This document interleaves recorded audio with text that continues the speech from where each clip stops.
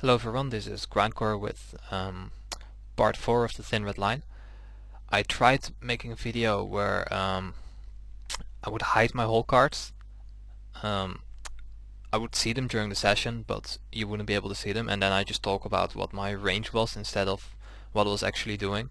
But this ended up taking so much time for every hand, explaining every action for my entire range and all that, that it was essentially a hand history review video. So doing that over live play. First I tried doing it live, didn't have enough time, and also tried recording a video and then doing the audio afterwards, but that was essentially a hand history review session. So a lot of you have been asking, I've been talking about my standard game in certain spots. My bad. I've been talking about the adjustments I would make, how I would deviate from my standard game, but I never really mentioned what my standard game was intentionally. And a lot of you have been asking what my standard game would actually be. So instead of just talking about my ranges and spots, I think the best way to show you guys that is by playing 4 tables instead of 2, so you'll see me get into more spots. I'll have less time to explain everything during the video, but you can just ask about anything that you see in the forums. And this way you'll just see me getting in a lot of spots. And I'll also make this a 2-hour session, and I'll release it as 2 different videos, so you can see more reads building over time. That was requested as well, where I was actually exploiting stats of opponents or whatever. And normally over 1 hour you don't really get too many hands and reads on people yet. I'm on a bunch of waiting lists at the moment. There should be multiple tables going soon.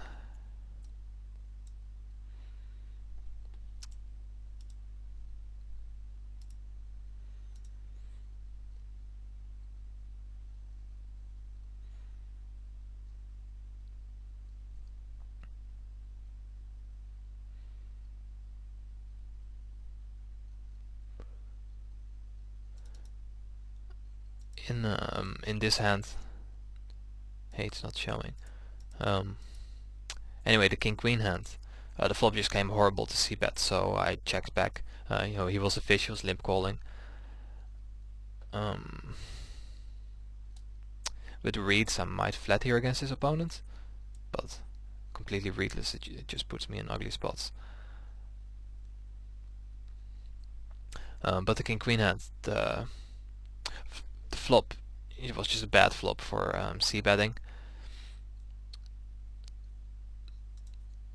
And because he's a fish, he will very likely just check down with air, and then that's why I made a delayed c-bet on the turn there, just hoping that he would fold an ace high or something. But he min-raised, so he probably had a flush or whatever.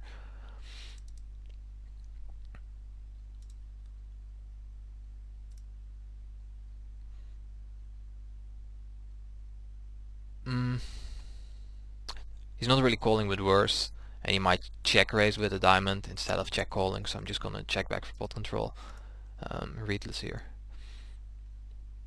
And if he had a queen, he would probably lead the turn. Even with the jack, he would probably lead the turn. So now I'm just gonna bet to protect. Though if he had no showdown value with a diamond, there's actually a good chance that he would lead, but I just think I'm almost never beat.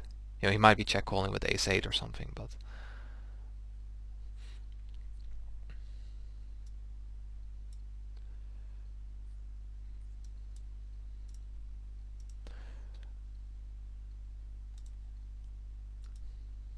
here in the big blind I'd flat pretty much any suited connector. Maybe not deuce 3 suited, but 4 or 5 suited I'd overcall, and any pocket pair.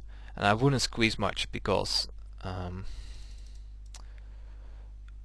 under the gun raises being called by middle position, those are 2 very tight hand ranges, and very often middle position won't even be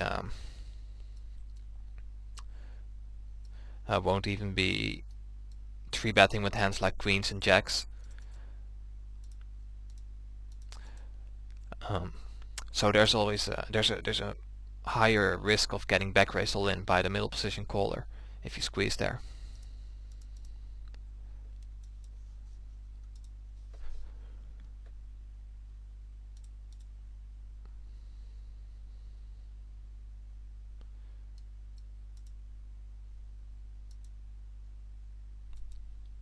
Oh, apparently I've been getting on waiting lists without realizing it. Here I flopped the nuts. Oh no, well, almost the nuts. I'm just gonna c-bet large. It's normally I'd c-bet 4 here, but it's the first hand we play, so he has no idea what my standard sizes are there. So I'm just gonna be imbalanced there, and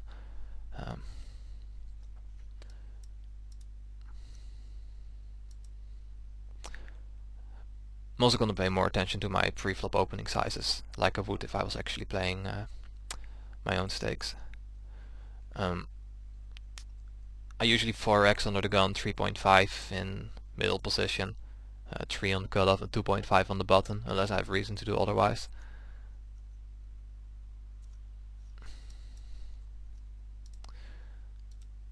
Here with the 7-8, it's multi-way, so I'm definitely gonna bet to protect my hand. The only thing is my sizing. I'm not gonna fold out a 10. You know, I'm essentially only betting to fold out air, so I'm just gonna bet 1/3 pot. That should get the job done, and nobody will probably check raise bluff here because there are too many people behind. You know, if he check raises here, he's not just merely responding to my small bet because there's still 4 people behind him. It's just too risky for him to do it. I'm opening a bunch of tables to see which ones are best, but there are actually no short stackers anymore on full tilt, which is pretty good. So I don't really have to. I'll just leave the other tables and play 4 tables. So yeah, this is an easy fold. And the 2 players who weren't in the blinds, they would likely just have bet the flop.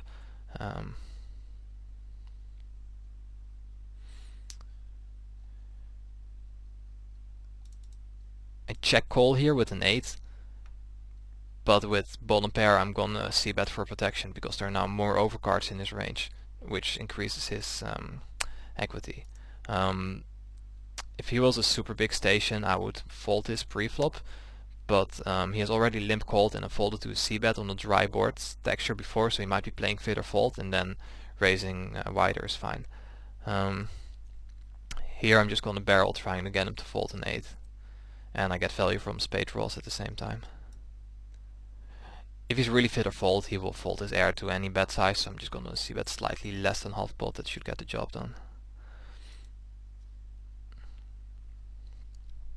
Now I have the option of barreling because he could have a 10 or jack or a random gut shot, but I'm just gonna let him have it.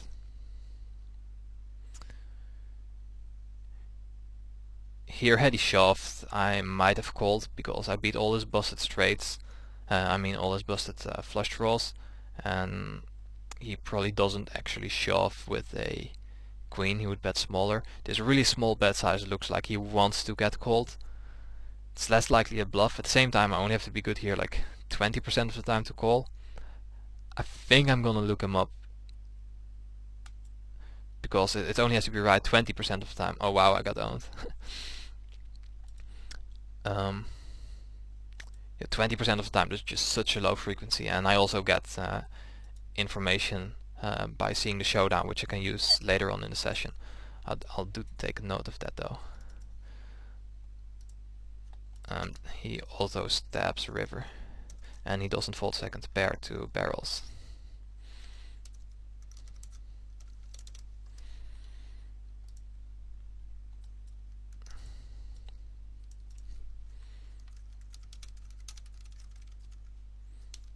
Third pair.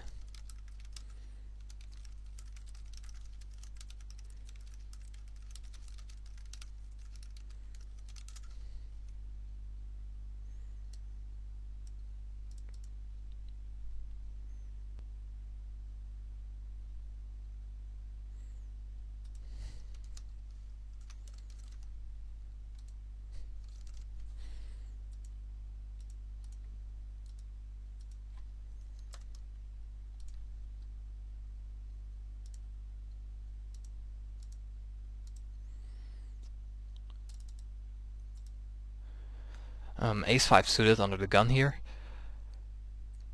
There's merit in folding. There's also merit in raising. Kind of depends on the players behind you. I think in a tougher lineup maybe I'd fold, but here I think my edge is sufficient that I can open any suited ace.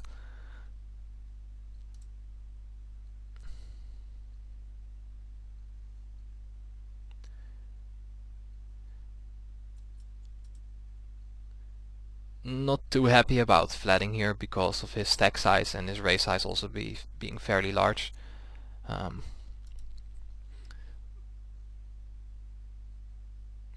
Against a 3x open it's a call all day. For 100 big blinds it's a call all day. With these stack sizes it's closer.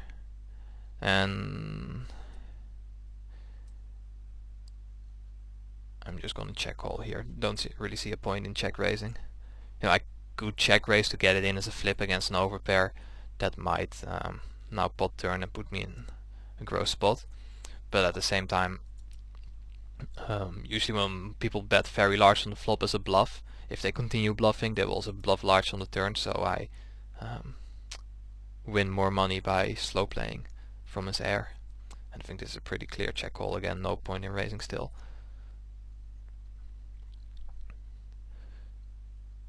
Now I could lead here. With Jack 10 he would probably have bet larger on the turn, and he's probably gonna check back all his turn value bets.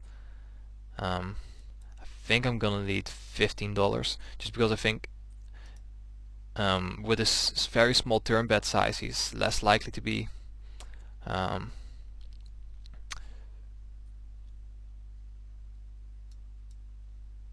pure bluffing, because he's not really pricing anything out. So that means that he was, probably value betting, try and get value from the draws, and on that river he will most likely check back hands that were making value bets on the turn.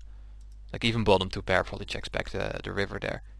Maybe even checks back a set, though I think he would bet larger with the set.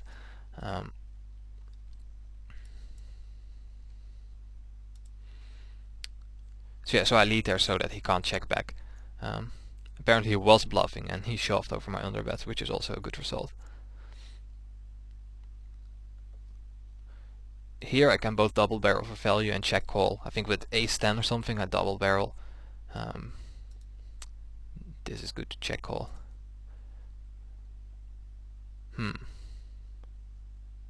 Usually when people shove they want you to fold, which means that he's drawing. The problem is that I'm flipping against all draws. I'm not beating them, so I'm just gonna fold in case I'm wrong. Oh yeah, this is the guy that value bets razor thin. And he doesn't fold much to second barrels. I should probably have double barreled and check called the river this. But now that I checked, I'm gonna check call twice. Because he's probably just gonna value bet a 6 on the river or something. Wow, he doesn't value bet top pair, but he does bet third pair. Maybe he was bluffing with third pair. I don't know what he's doing, he's probably just clicking buttons.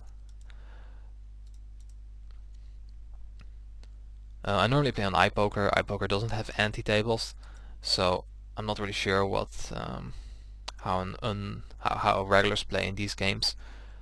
But I do know that because of the ante, play has to be a bit looser and you have to defend your blinds more. And I think I'm a really good blind defender compared with the regulars at my own games. It's one of my strong points, I think. So I'm very comfortable playing in an ante game where I have to play loose from the blinds despite having limited experience there.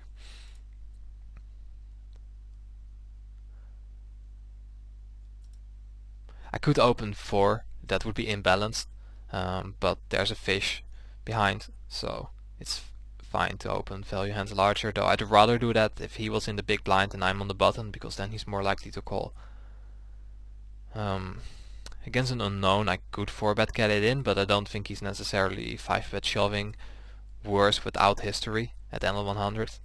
At NL400 or so, especially higher, I'd probably 4-bet get it in, just because you can assume that an unknown is way more aggro. But at these stakes, I think I'll just take my positional advantage and play a flop. His c-bet sizing is poor here. For value, he can bet smaller and bet small on the turn and make a small shove on the river. That way he still stacks me. And as a bluff, there's just no need to bet so large. It's really hard for me to continue there if I miss the flop, so he should just be making it smaller.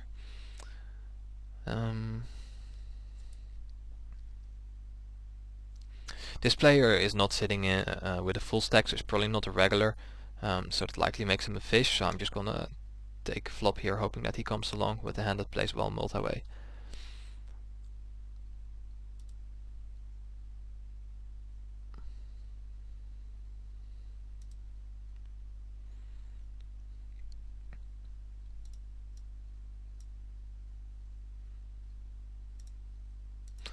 I'll also note that this guy open shoved.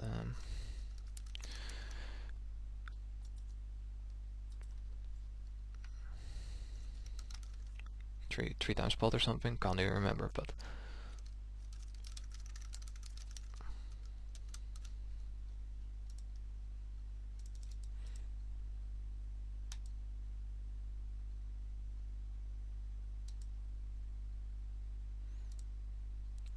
I could 3-bet.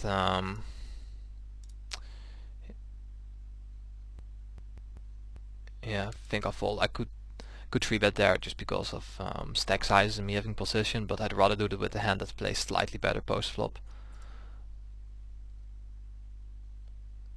Ace King has 25% equity against any pair. He could be semi-bluffing, he could be doing a random dumb shit, so I'm just gonna stick it in there.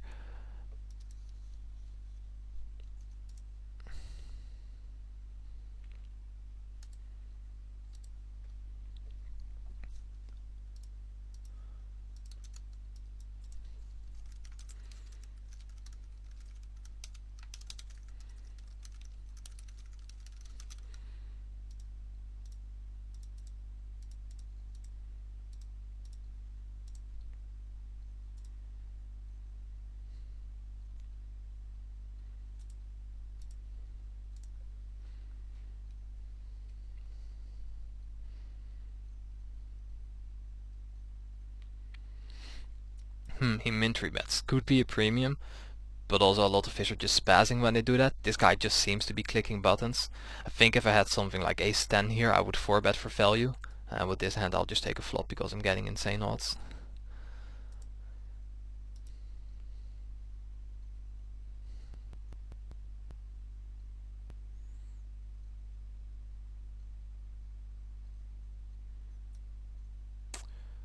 I think if I'm gonna try to bluff him of ace king or something, I would have to double barrel and he might not even fold the river, so I'm just gonna give up.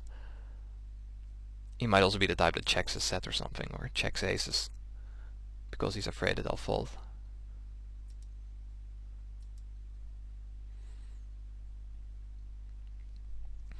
Yeah, okay.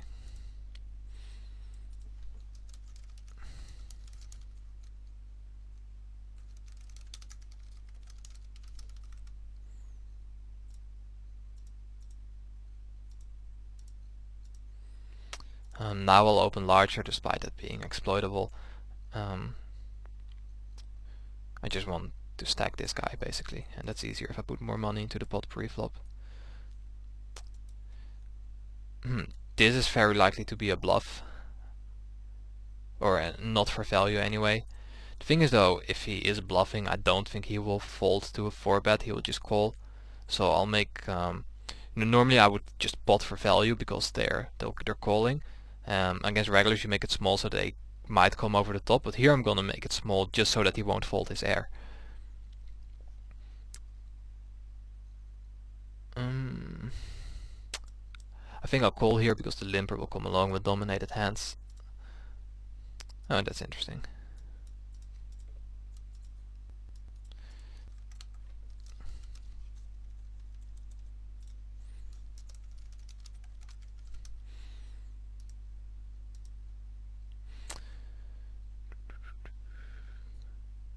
Just gonna squeeze here. Pretty good spot to squeeze. This player's raising the button is quite aggro. Oh, I meant to make this 2.5.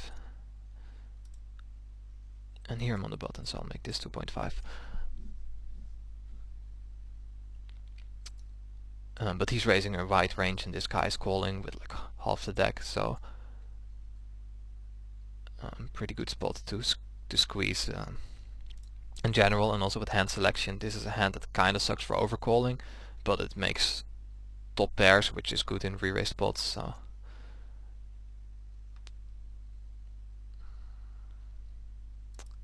there's merit in floating here because a lot of people don't see bet with second pair type hands, and they will bluff all their air.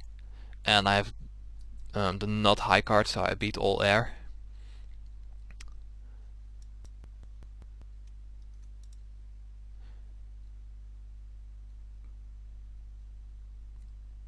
I think I'm just gonna fold though, readless.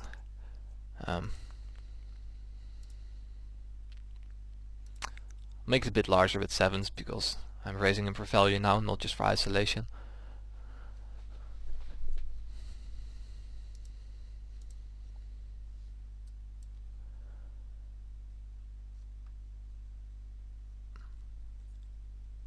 If it was a higher flop and I had second pair, I would check, but my pair is too low. He could easily have two overcards that have 25% equity if I check it down, so I'm just gonna c-bet for protection slash value. If he checks shoves, I'm snapping.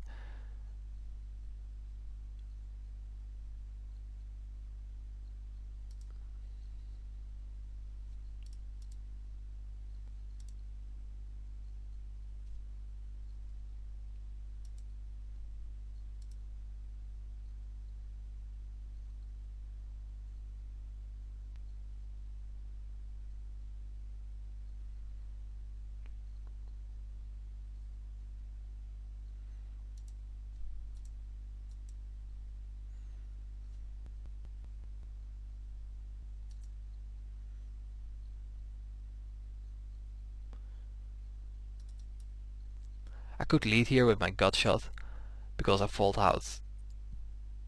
Yeah, I'd probably have to barrel because somebody's likely gonna call with a king or a jack too. And I don't think barreling is good because I don't fold out any ace, so I'll just check. This player is tight aggressive though, and he overlimped on the button, which is very unlikely to be an ace because he could just isolate. So I think he's bluffing, and he would probably check back with the king or a jack. So that means I have the best hand, or he's bluffing with someone like pocket threes, but in that case I'll be able to take him off the hand later on. No, just his pre-flop limping range there is hands like 3-5 suited and whatnot. So there's just no way that he hit this flop, and because I checked the big blind I can easily have like ace-5 or something. And now I'll just make a small bluff just in case he bet the flop with pocket threes, so I'll take him off it. Though I have really good showdown value, it could just go check check and me winning. But yeah, I just want to fold out pocket threes, or maybe he turned an 8 there, but like 8-7 suited that he overlimped.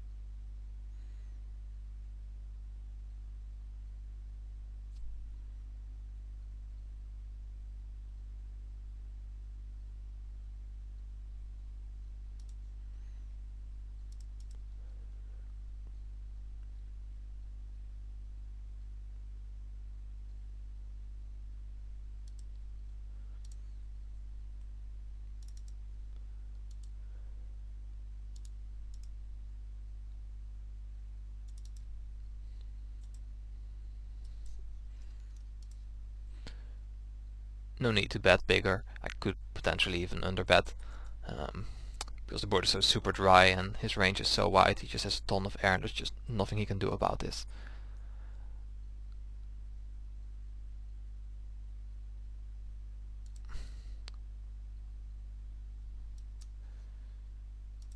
So now that he check called, he's very likely to have ace high, or something like queen jack.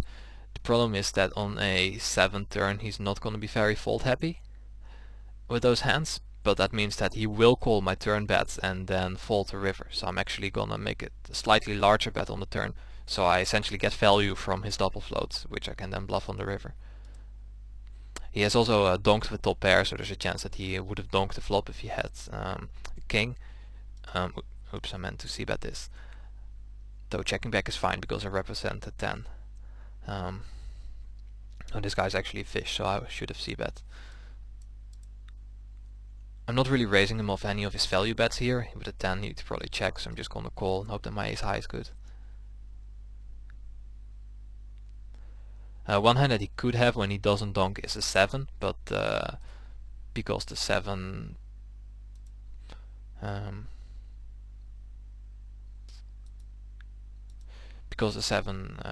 made trips on the turn, it's just less likely that he has one.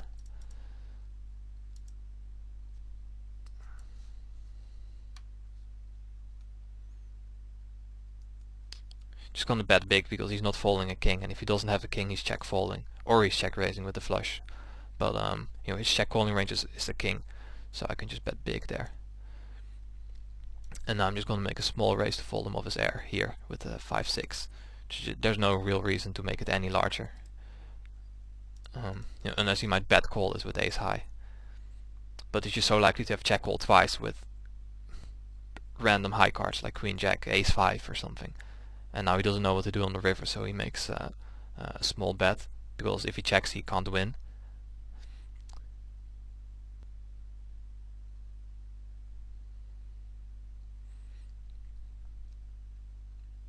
And maybe I should have made it a little bit bigger to fold him off. Oh wait, so he has quads.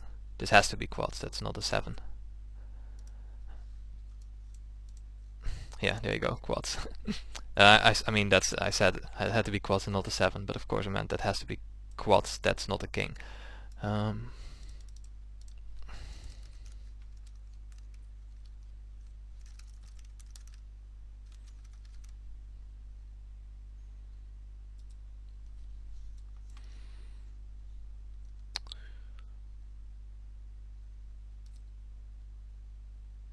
Trying to figure out what happened here. I think I raised pre-flop.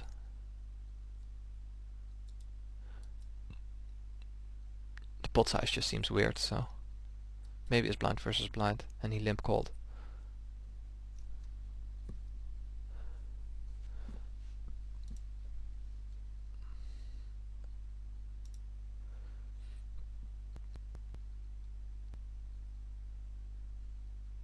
Weird. Anyway, I'm just gonna double barrel because I might fold out a 10. I'm gonna make it fairly large. Reason is that I might fold out a 10. I can also get called by flush draws at the same time that I'm beating, and by queen jack, so I'm gonna make a big bet here. So I bluff out hands that I'm behind, and I actually get value from some hands that I'm beating. And then of course I check back the river on the brick like a 10, trying to beat his stuff at showdown.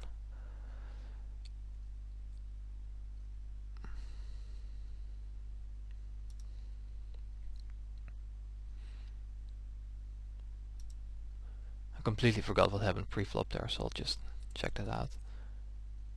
Oh yeah, so it was blind versus blind and this player was sitting out, that makes sense.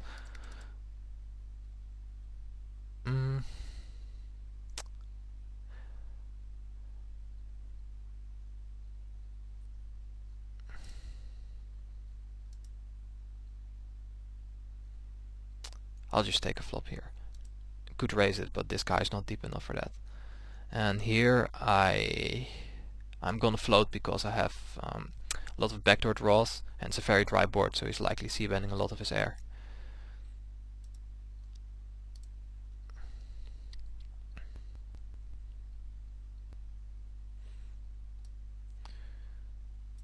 When he checks here, I think he's very often check calling because it's a good card to bet with his air. He might also have something like ace 5, that's not a really strong hand, so he doesn't want to bet it. I'm trying to figure out bet size because he's likely to be check calling here with king queen or ace 5, but then check folding the river. So I kind of want to set up a river shove. I think if I bet 21, that should... Yeah, 21 should... Damn it.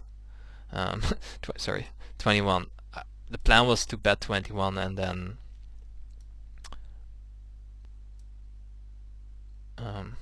shove the river when called.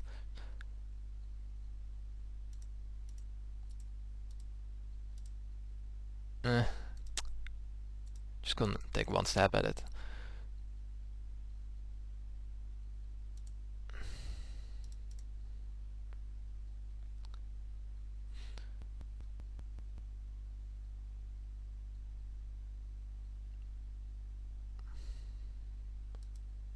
I think there's a decent chance that he has just a nut flush draw or something.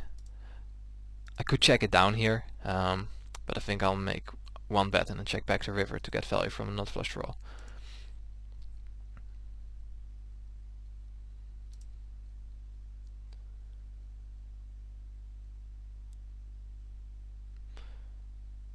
If this guy wouldn't be such a nit, this would be an okay squeezing spot, because in this case the middle position caller is actually a fish, and he will very often call, fold to the squeeze or call the squeeze and fold to a c-bet.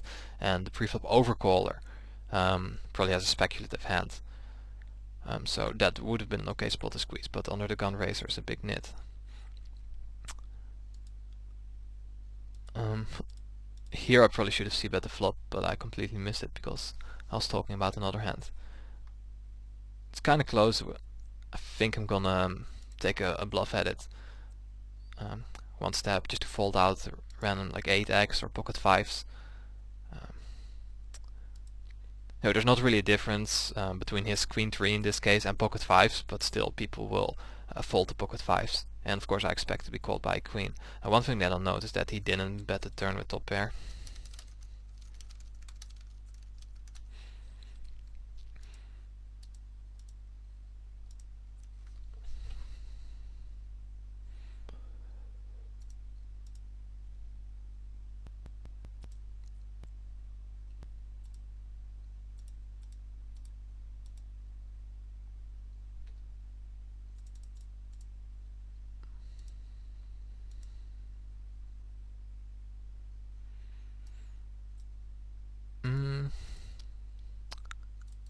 He is pretty aggro. It's tempting to check here because he's betting so much.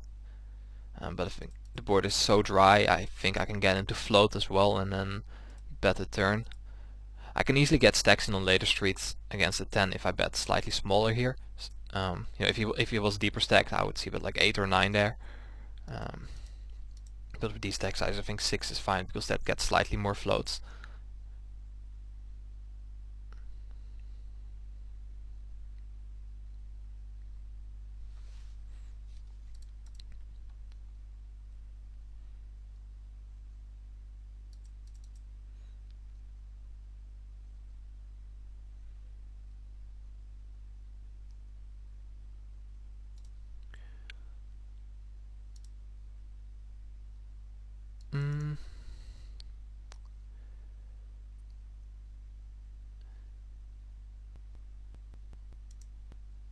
I think I'm gonna float the donk bet, try to take it away on a later street. I could raise the flop as well, but here I'm gonna check call to let him bluff with his floats.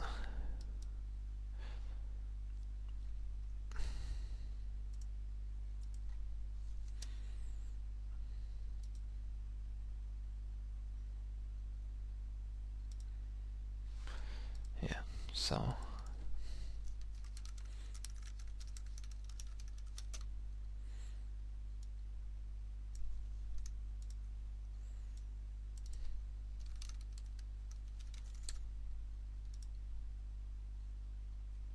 I'm gonna open 10-6 suited here because the button is a super nit. And this might be a call.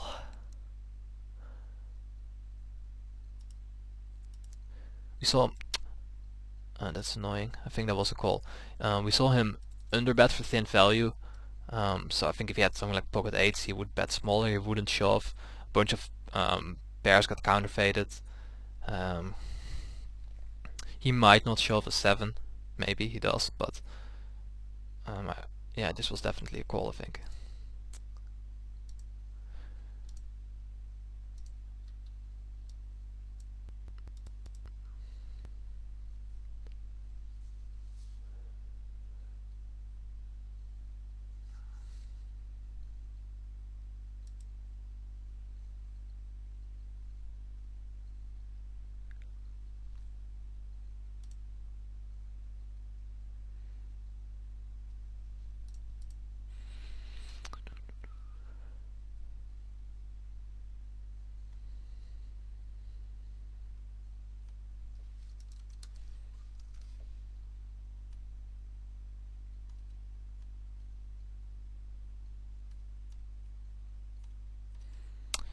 I'm gonna raise the queen 10 to 5x here, because this guy's playing almost all his hands, so I don't think he's gonna fold anything in the big blind.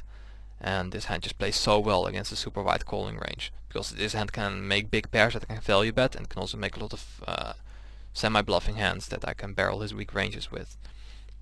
And when he min 3 bets, I'm just calling because of the pot odds.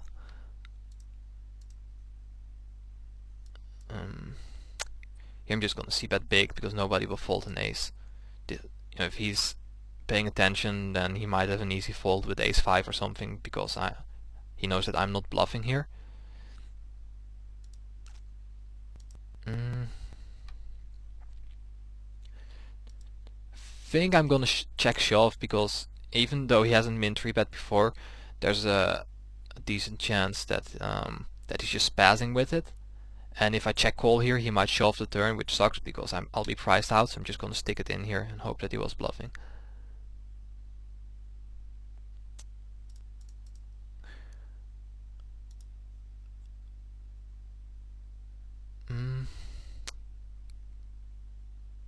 Kinda sucks to be playing out of position with a marginal draw here, but I'm getting such great pot odds that I'm just gonna see a turn card.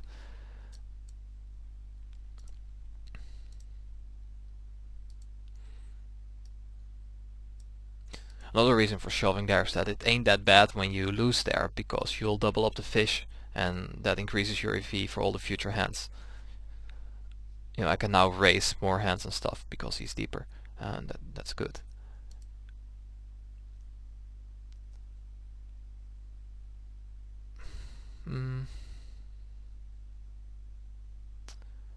I think I'm gonna check raise here, because the flush draw missed and he might bluff with it.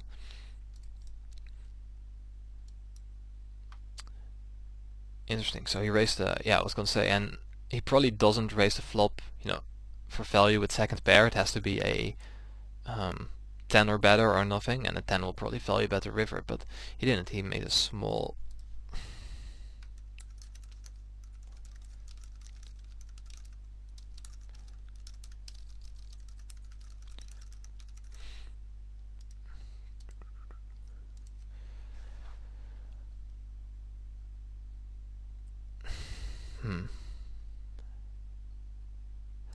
It's a really good barreling card. Most people stop value betting a jack here. Bunch of turn draws. I think I'm gonna take one more.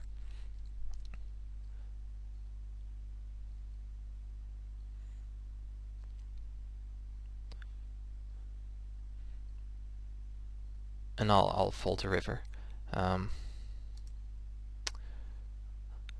I can easily have, there's not really any merit in me raising a set or king jack or something on the turn there. I guess I could raise it to start building a pot, but yeah, I'll just check back here. Wow. I think he was bluffing, but if he was bluffing, then there's a really good chance that I will call twice with a jack there. So if he's gonna bluff me, he should be triple barreling there.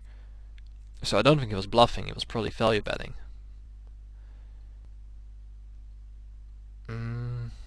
Multi-way, there's more value in protecting your hand, but this guy is so aggro and so loose that I'm just gonna check to let him bet.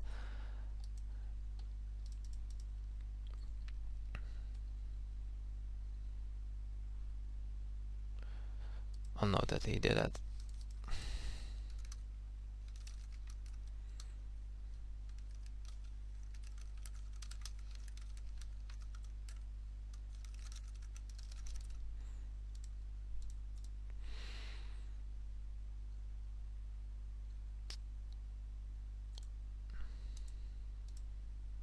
Yeah, I should probably have bet the flop actually, because there's so many people in the hand. I'll call one now and fold the river. There's a decent chance that he's just betting an 8 or taking a stab with somewhere like queen jack. Yeah, there you go.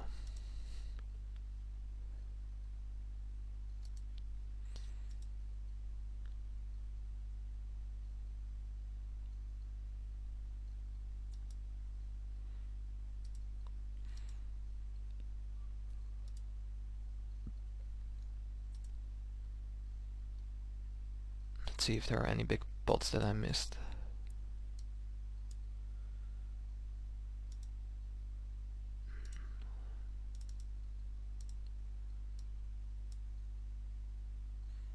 Not really.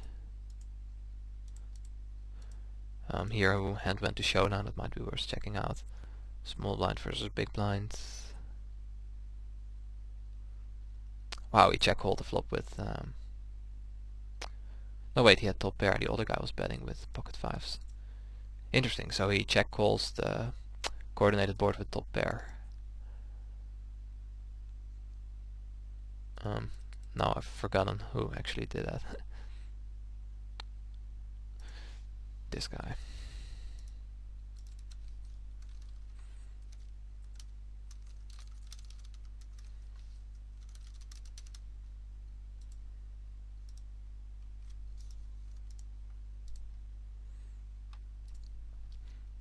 Just gonna check fold here, no point in bluffing the fish with no equity.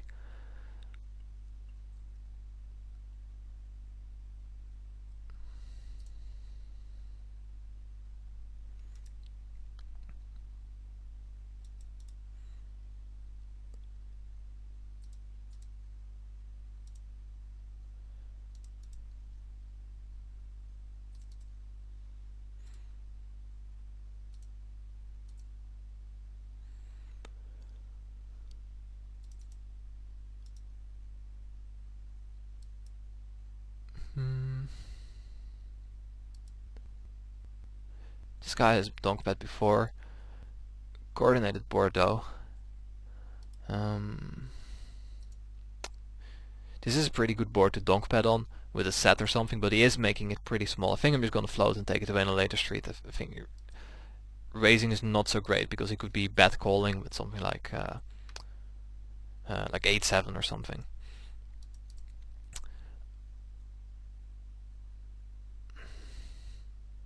Now I'll let him have it. In general, that was a good board for him to lead, but he should use a larger bet size. He's probably just some fish.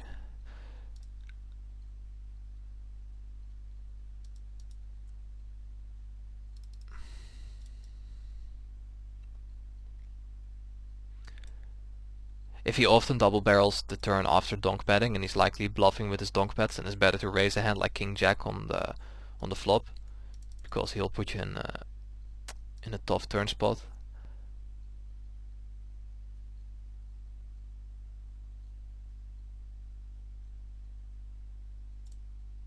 Yeah, normally I'd raise to 5 there, but because of their I keep timer falling here. But because of their stack sizes,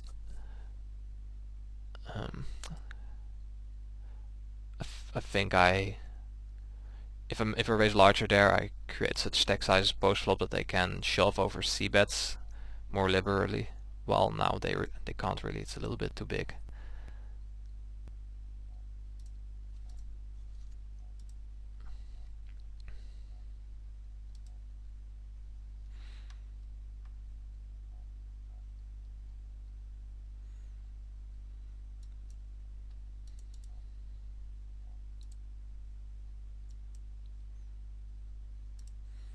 Pretty hand here, I think. Just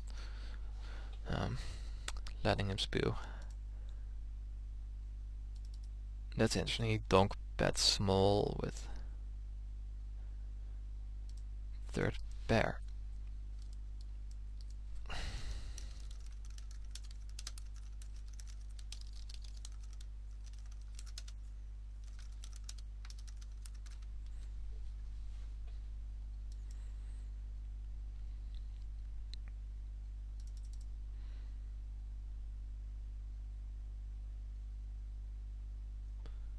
So when he half pots, he's bluffing, but when he makes it smaller, he actually has a small hand.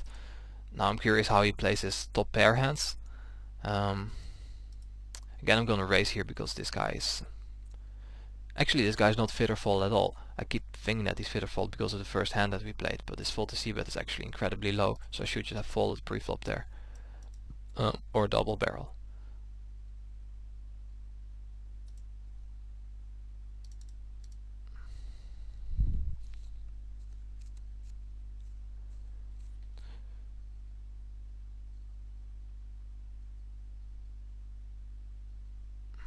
Yeah, he donked pot with top pair on that one flop. Though that was a 3-bet pot and he was virtually all in. But we've seen him donk full pot with top pair, half pot as a bluff, and 1/3 pot with bottom pair. So there's likely a direct relation between his hand strength and his donk bet sizes. Here 4-way, I think I'm gonna c-bet it, just because I'll get more credit because it's 4-way. And I can barrel a deuce or a 5 or a 3. I won't barrel a club. But nobody will mess with me because I raised under the gun and I'm c-betting into a lot of people. I don't think this guy will ever fold anything to a 3-bet, so I'm just going to make it fairly large here. I'll go 5 times his raise.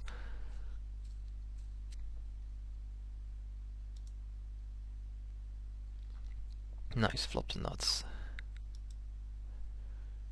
Just going for a check raise here. I could lead, but I don't think he will bluff raise the board that much.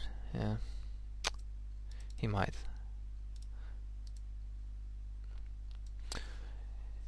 He hasn't donked, so he doesn't have top pair.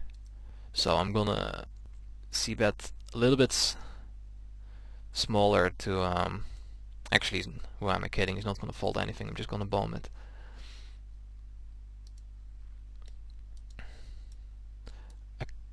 If I had a read on him that he wouldn't take free cards with draws, I would go for another check raise here.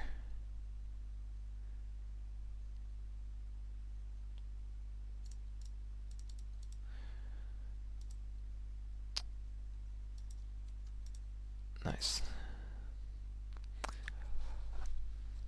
But I don't want him to check back with a flush draw there or something, and I want to give him a chance to maybe come over the top with a flush draw, so I think betting is superior there without reads.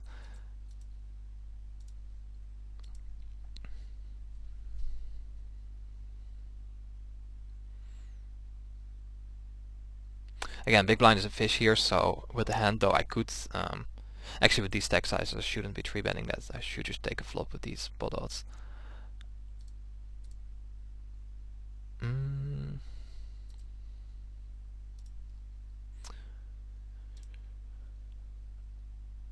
I could lead this flop. It's an okay flop to lead because there are a lot of draws that I could be leading. And there are a lot of draws that I could be check raising as well. And if I can check raise a lot, he's less likely to c-bet as a bluff. So, leading draws is good. I think we're slightly too deep to check raise and get it in here. For 100 big blinds, I would probably check raise the flop. With these stack sizes, I'll just check call and try to represent something like pocket sevens. So he will very often barrel me on the turn. I can check call twice.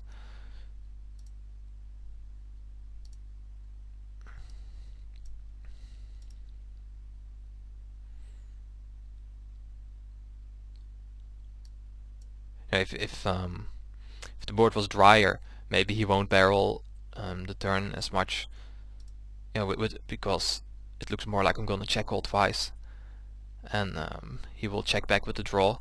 But here he's just gonna double barrel draws, so I think check call is fine. I have a blocker to the backdoor diamonds. A ton of draws missed. He might not even be value betting thin, so I think this is a triple check call, despite having no reads. There you go. I'm gonna take a... It's close with this guy having such a wide range, but I'm just gonna take a flop with 5s.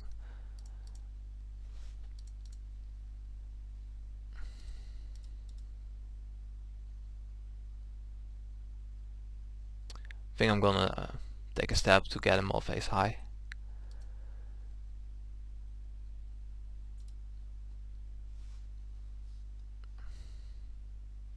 If these guys were tighter, I'd open this, but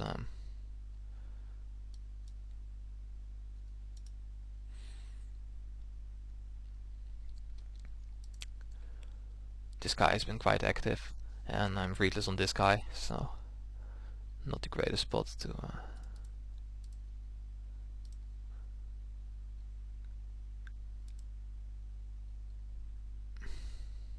kind of borderline this.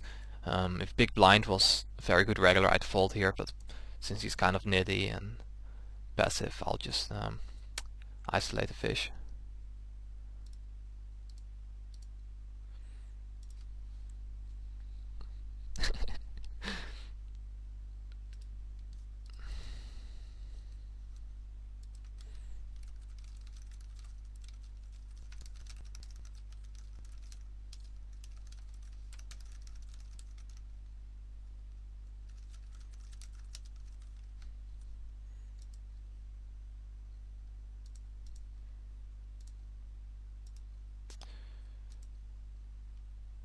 Pretty standard squeeze.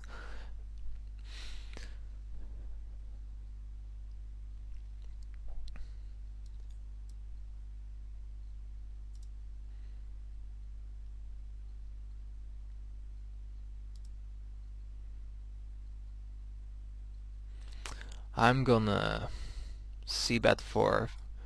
I could check, but he has just shown down a triple barrel bluff, so I think he's less likely to stab with air now. So I'll just bet for value/less protection. You know, because he might be tilted because of that hand where I triple check called him on this table. He might not fold a hand like pocket fives on the flop there yet.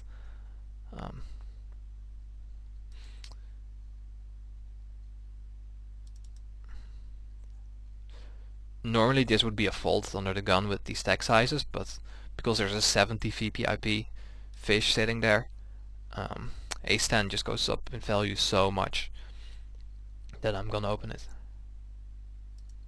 And normally I'd be opening hands like,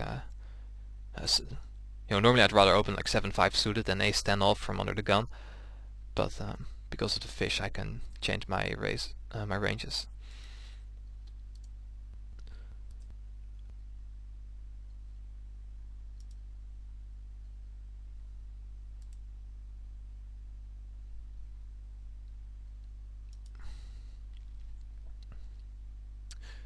He has been pretty tight. This would be an okay spot to go for a called 4-bet. I think I'm actually gonna do it just to see how he responds to it. Thinking about my sizing. I think 32 is good. I have to make it, for 100 big blinds you can make it pretty small there, but when you're 500 big blinds deep, he's more likely to be flatting, so I'll make it a little bit larger. And here I can both call and 3-bet. He's been pretty tight, so I'll call.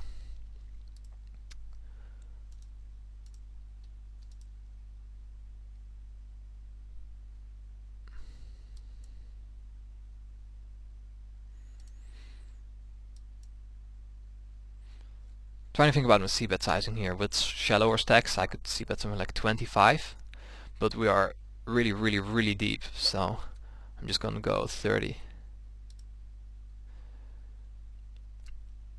And here I'm just gonna value bet, hope that he check calls with a weaker 8 or something.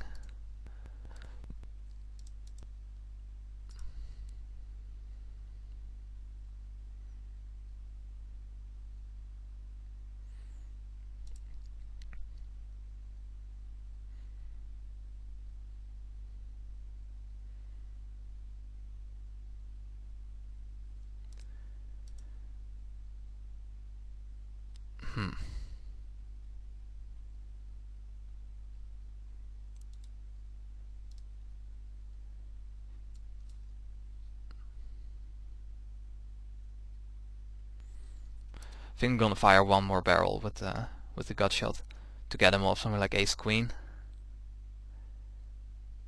Shit. Oh well, now I have the nuts. I'm so used to eye poker where you have more time to think per hand, only you have no time banks. That's a big difference. Here with ace king I'm readless on the guy. He should be readless on me. I don't think he's necessarily gonna play back at me when I 3-bet, so I'll just call and maybe let this guy in the big blind squeeze.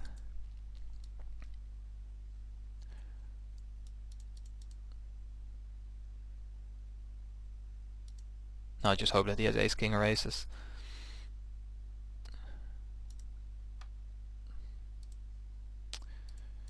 I think I'm gonna bluff raise him here. Yeah, actually, yeah. No, I'm gonna fold. I think on this board he probably check folds with under pairs, and he might not even see bet somewhere like ace king, just because it hits my pre-flop calling range pretty well. And there are also a lot of hands that he can be bet free betting there. And on some boards, people won't come over the top with over pairs because. But here I think there's a pretty good chance that he might. Let's see what he called me with here. Yeah, ace king. I think he played it fine though. When I don't bet the turn, I guess I could be turning something like ace 5 into a bluff there.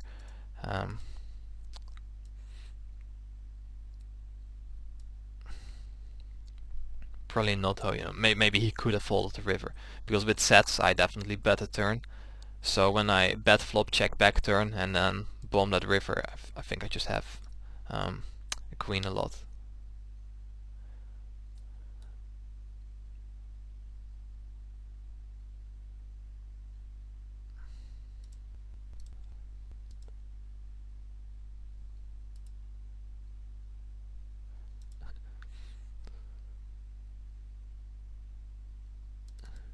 Good thing I didn't bluff the turn. Or maybe then I would have stacked him.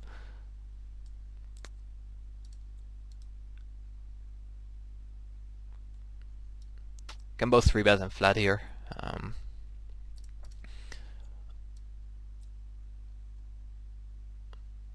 Both are fine. Same here, but I prefer 3-betting ace-8 offsuit and then flatting suited. So I'll flat this one. The button just quit, so I essentially have the button. I think I'm just gonna check call here, and when he checks back the turn I'll lead the river, and I'll check raise a spade turn and represent the set pretty well.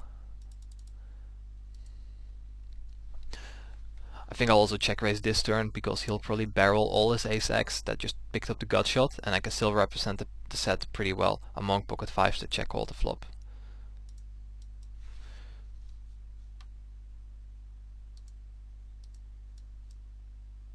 Trying to think of a good opening size from the cutoff with antes. I think 350 is good, maybe 4.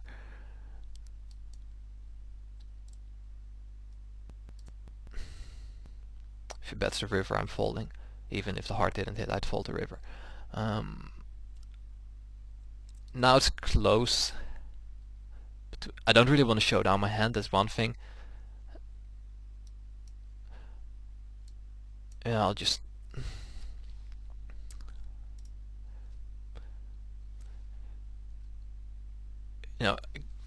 given how he played the hand, I almost always have the best hand on the river.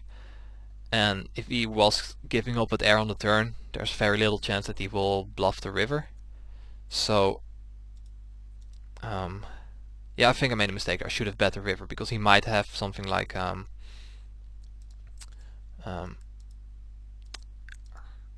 might have something like ace 5 that he see bet the flop and then check the turn, but he probably folds to the river bet anyway.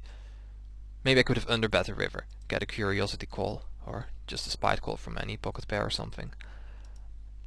Yeah, that was probably the best play. In general, when you're 100% sure you have the best hand, and you're also 100% sure that your opponent won't bluff, he's just giving up with air essentially, then just betting something like $2 that could get a curiosity call out of something, or maybe induce a bluff raise.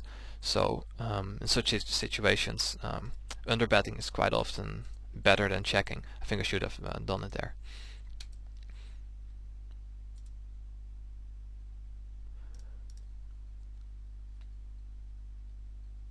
I'll also take a note on this guy about the hand we played, because that's pretty bad for my image.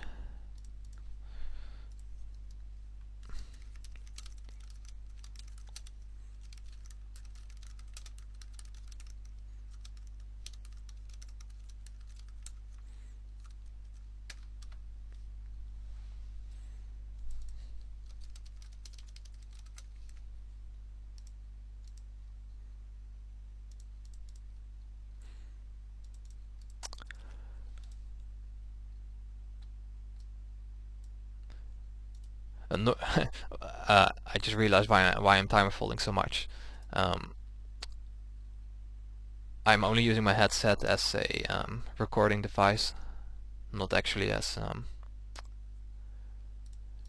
playback device, so I'm not hearing the warning beeps whenever I have 15 seconds left. I'm gonna check raise him here because there are a ton of draws. I could also lead because I lead these boards a lot, but this guy just seems pretty aggro, so I want to give him a chance to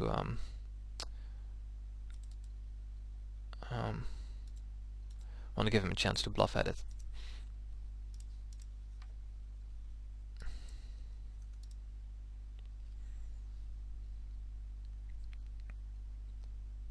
Gross.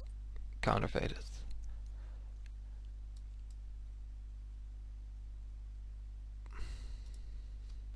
And this is also a hard spot. Let's see what my reads on him are. My notes. Oh yeah, he's the tilty guy. He might be gunning for me, calling me with a 7 on the turn. I think I'm gonna call because he won't bluff me on the river, because I hero called him in that that hand where I triple called with the king jack. He might not try to bluff me of an overpair here.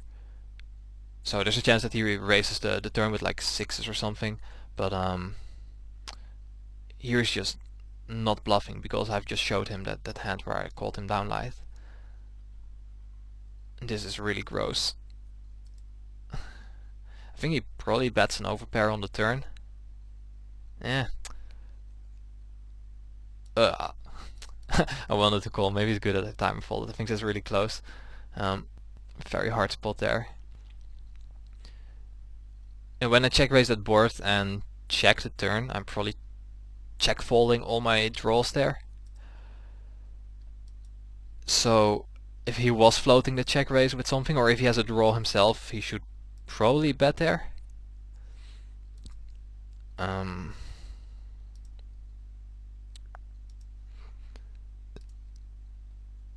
So I think when he checks back, he very often has something that's pot controlling with some showdown value, like pocket 9s or something, and he might value bet that on the river. I don't know. Yeah, really close. You know, that's one advantage of calling, is that you get to see their cards as well. If you think it's super close either way, if a call is 0 EV, then you should call just because of the information that you gain from it. I think that's what I should have done.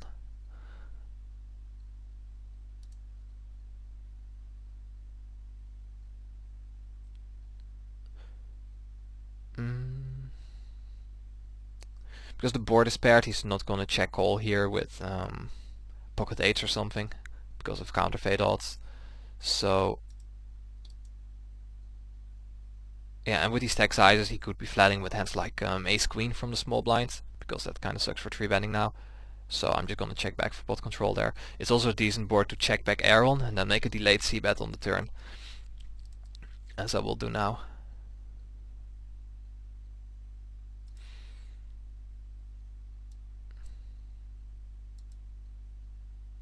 Most people in his or her spot lead the turn if they have something like ace queen, because I could be check calling with hands like jacks.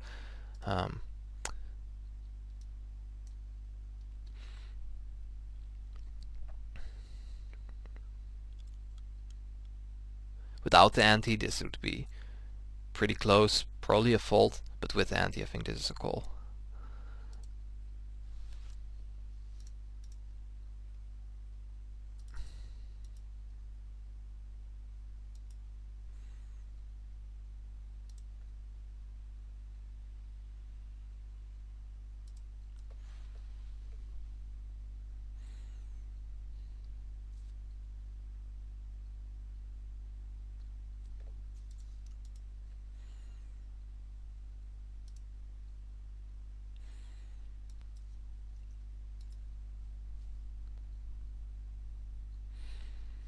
I'm gonna lead at this flop because I can't stand the c-bet. I can get counterfeited, and I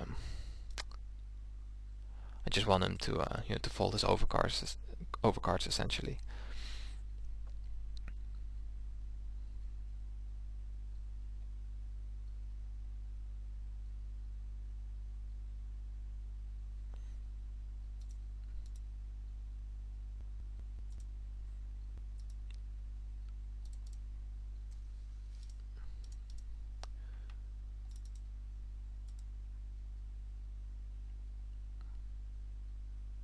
Ah, so he recognized me.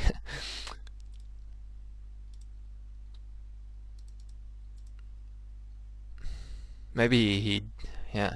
I think if he recognizes me, I think he's more inclined to float the flop check raise because he thinks I might be bluffing, because I win without going to showdown. But then with his bluffs, he would probably have bet the turn. So I think when he actually checked there, I think that was with the intention of maybe letting me bluff the river. So I think the river fold was good. Ugh. Check min raises on these paired boards are actually very often bluffs. And they're also polarized. You know, they're either a bluff or a value bet. And when he's bluffing, there's nothing he can do about a click it back here. He's just looking down at his queen 7 and, you know, what's he supposed to do? So I'll click it back here. That has to work like a quarter of the time or something to be profitable. So it's almost always profitable to click it back when you get check raised on these paired boards. And now he either has you know, a king, or he just spite called with air, and I have shown a value I can beat his air, so I'm just going to check it down.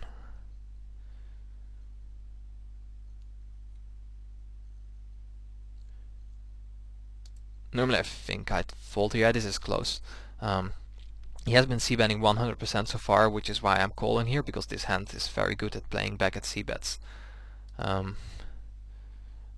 Flush draws missed. He could be bluffing with his spite calls on the flop, so I'm just gonna call and hope that he doesn't have a king.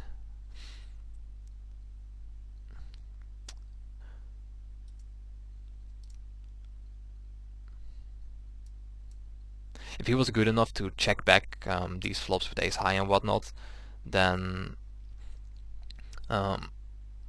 the flop is more of a lead than a check call.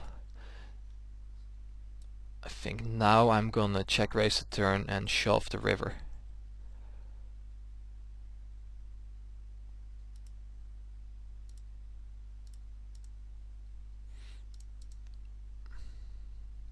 It's just so likely to be bluffing that ace, and I can't really triple check call. Well, I guess I can, but you know, I let him get there on the river for free. Also by check raising, he probably calls ace king but then folds the river, just because my line looks so much like a set or ace up or something like that.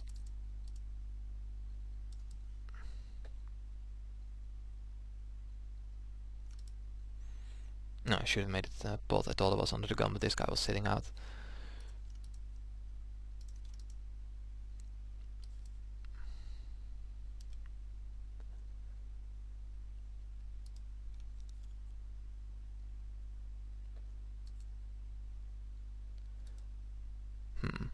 This guy is a super low 1-1 flop.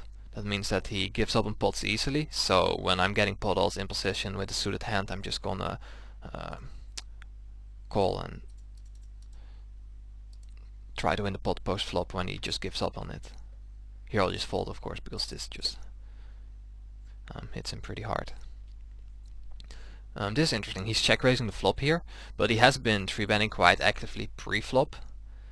Yeah, small sample though, but usually people who 3-bet actively can't hit these boards as much, so I'm just gonna float him here and then take it away on a later street. I think he's very often bluffing when he does that, because with ace king, king queen, king jack and stuff, he would have 3-bet pre-flop, and with a hand like king 10, that's not strong enough to check raise. He would just have check called.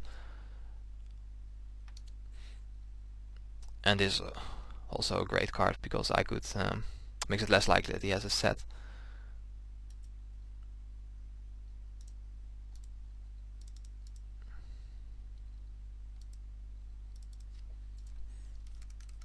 I should probably take notes on people and give them some color.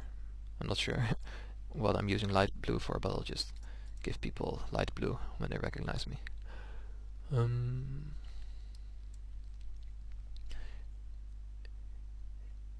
Here, if this guy was a regular, I would definitely check, because when I check and he checks, the regular will very often bluff at it. Now I'm gonna still check for pot control, because if I get raised on this board, I'm in a really hard spot with these stack sizes out of position.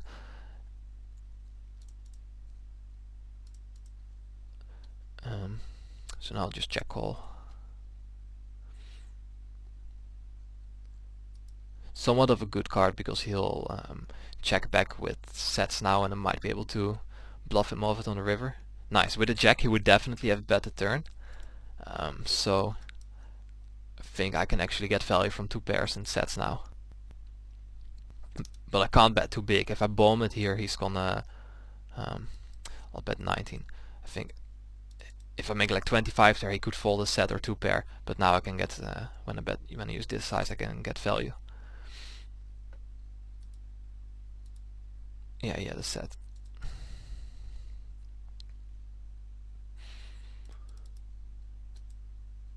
Maybe I could have bet larger because he might be tilty against me from that king jack triple check call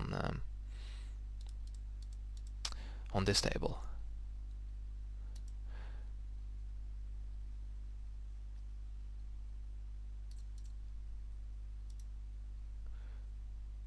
I also noticed bet size that he only bet 9 into 13 with a set on a super coordinated board.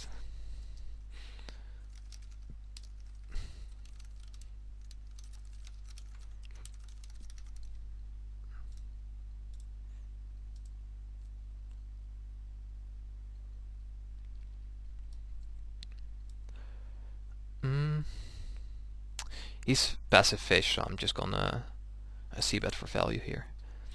Value / protection.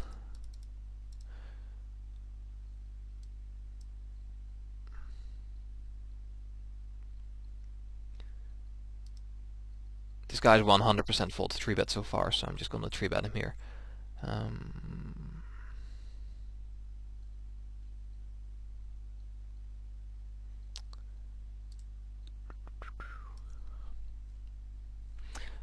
Can either turn my hand into a bluff and triple barrel. I think that's what I'll do. Oops, guess not.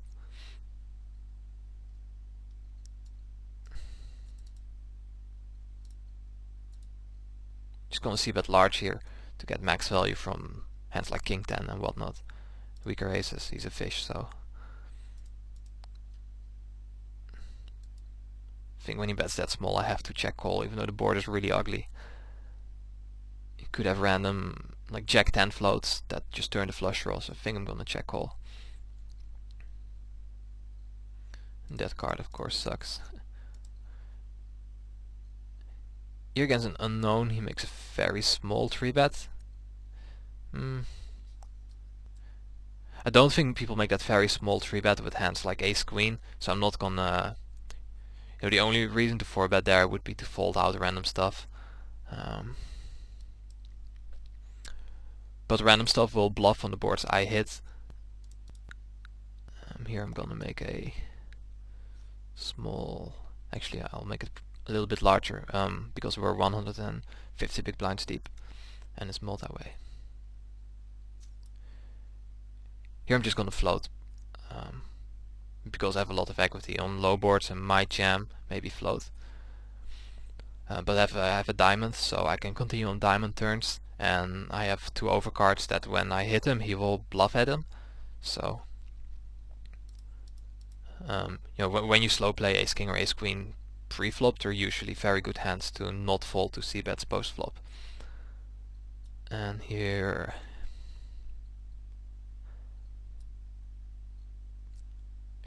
a good shove.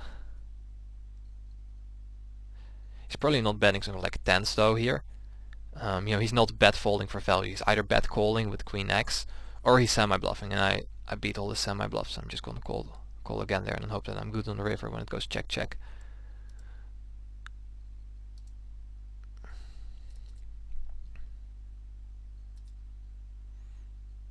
Yep.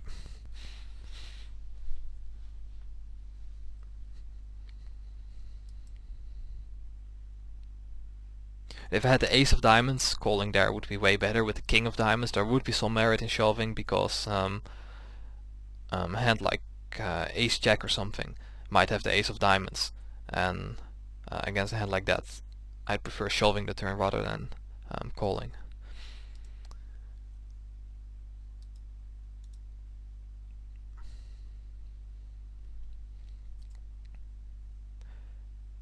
But yeah, people don't double barrel pocket tens or pocket jacks there, which is why you can call the turn. If people would be double barreling those hands, now I can sell my bluff all in on the turn with fold equity over better hands. But I don't think an unknown is doing that, so.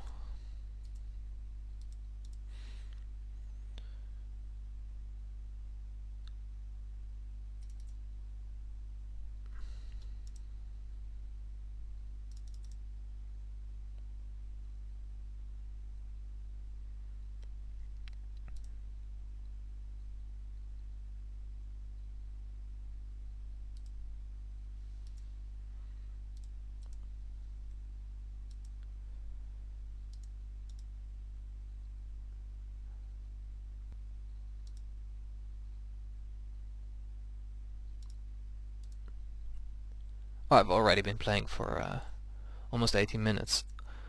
I'll just wrap it up for part 1 now, and I mean part 4, and then I'll resume this session in part 5. So see you next time.